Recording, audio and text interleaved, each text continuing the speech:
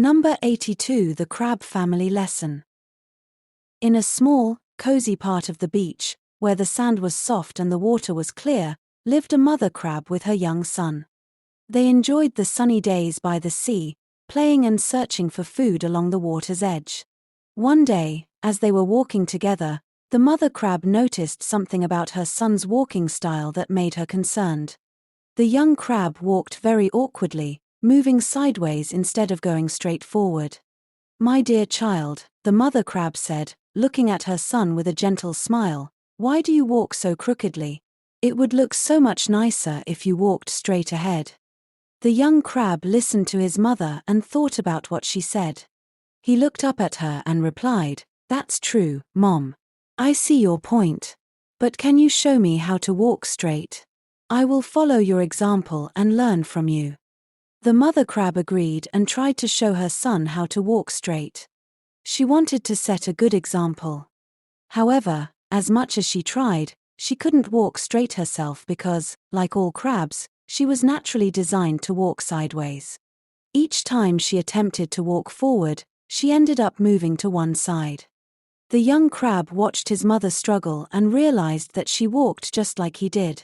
Seeing this, he gently said, "Mom, it seems like you walk sideways too, just like me."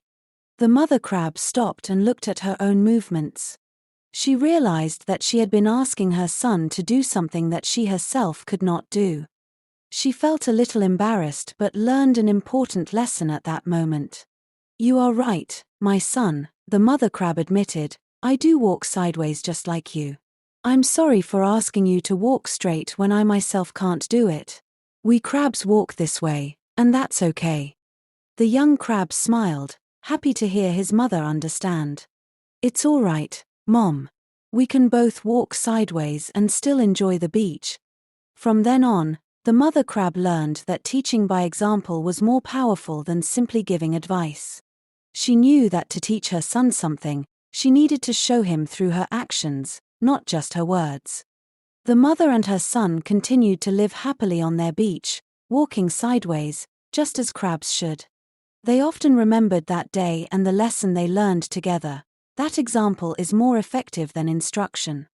It was a lesson that made their bond stronger, and they shared many more sunny days, side by side, on their lovely beach. Number 83. The Story of the Heifer and the Ox. In a large field bordered by trees and wildflowers, there lived an ox and a heifer. The ox was strong and experienced, spending his days working hard, pulling the plough across the field to help the farmer prepare the land for planting. The heifer, younger and less experienced, spent her days grazing leisurely and enjoying the sun. One sunny morning, while the ox was pulling the heavy plough, the heifer approached him. She watched as he worked and couldn't help but feel sorry for him. "Why do you work so hard every day, pulling that heavy plough?" she asked. "It seems so tough and tiring. You should rest and enjoy the field like I do." The ox paused and looked at the heifer. He was tired, but he knew his work was important for the farm. "I work because it is necessary for the crops to grow. It's hard, but it is my duty," he explained patiently. The heifer laughed lightly, flicking her tail. "Well, I'm glad I don't have to work like you do. I can relax and enjoy my days without any worries," she said cheerfully, trotting off to enjoy more grass. As the months passed, the ox continued his work, and the heifer continued to live carefree. However, the season changed, and the harvest time arrived, bringing the village's grand harvest festival. During this festival, it was a tradition to offer a sacrifice to thank the gods for a good harvest. On the day of the festival, the farmer came to the field with a rope. The heifer, seeing the farmer, assumed he was there to perhaps take her for a walk or give her a special treat. To her surprise and fear, the farmer tied the rope around her, not the ox. Confused and scared, the heifer looked at the ox as the farmer led her away. The ox, who was left in the field, watched the scene unfold with a sad wisdom in his eyes. At the festival, the heifer realized what was happening. She was not there to be celebrated, but to be sacrificed as part of the tradition. From where he stood, the ox saw the heifer being led to the altar. Despite his tiredness from the many days of plowing, he managed a small, knowing smile. "For this, you were allowed to live without toil," the ox said softly, more to himself than to anyone else. "Your idleness was not a blessing, but a preparation for today." The heifer, in her final moments, understood the gravity of the ox's words. She realized that while she had lived her days in ease and leisure, it was all leading to this moment. Meanwhile, the ox, though he labored hard, continued to live and serve on the farm. This story of the heifer and the ox teaches us that sometimes, a life of ease can have a hidden cost, and the value of hard work may not be immediately apparent but offers its own rewards in longevity and purpose. Number 84. The Swallow, the Serpent, and the Court. Once upon a time, a swallow decided to build her nest in a very special place. She chose the wall of a court of justice, a place where people came to solve their problems and where fairness was highly valued. The swallow, who had just returned from a long journey abroad, liked being around humans because she felt safe and enjoyed watching their activities. After carefully building her nest, the swallow laid 7 eggs.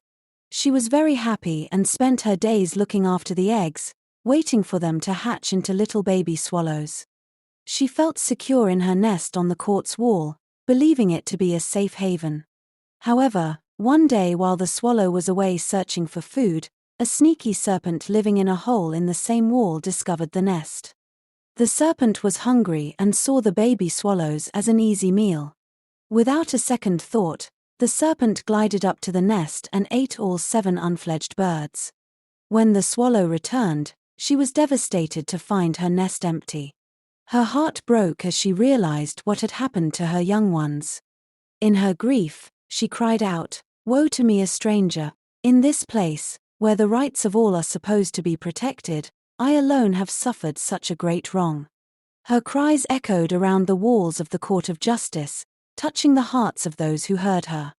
The people at the court were saddened by the swallow's loss and puzzled by the irony that such an injustice had occurred at a place dedicated to fairness and right. The story of the swallow spread among the people at the court, and it made them think deeply about justice and protection. They realized that justice should extend to all living beings, not just humans. The judges and lawyers, moved by the swallow's plight, decided to take extra measures to ensure that the court's surroundings were safe for all creatures, not just the people who came there for justice. They covered up holes and cracks in the walls to ensure no serpents could harm any more birds, and they started a small garden with trees and flowers around the court to provide shelter and food for other birds and small animals. From then on, the Court of Justice not only became a place where human disputes were settled but also a safe haven for the creatures living around it. The swallow, though she could never forget her lost little ones, eventually built a new nest in the safer environment created by the thoughtful humans.